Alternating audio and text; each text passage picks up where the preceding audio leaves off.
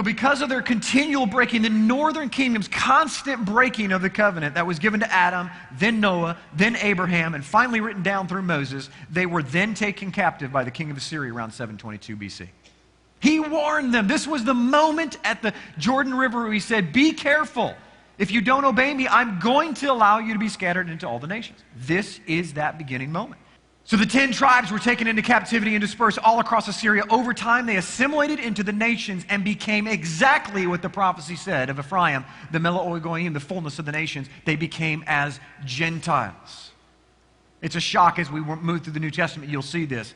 2 chapters later, Deuteronomy 31-6 says, now it shall come to pass when all these things shall come upon you, the blessings and the curse which I have set before you, and you call them to mind among the nations where the Lord God drives you, and you return to the Lord your God and obey his voice according to all that I command you today, you and your children with all your heart and with all your soul, with all your strength, that Yahweh your Elohim will bring you back from captivity and have compassion on you and gather you again from all the nations where your Lord God has scattered you. This is right before the coming of the Messiah, by the way, in context. If they would come back to the covenant, these unknown Israelite Gentiles would come back to the covenant, and then and only then he would have compassion on you. If any of you are driven out to the furthest parts under heaven, from there the Lord your God will gather you, and from there he will bring you.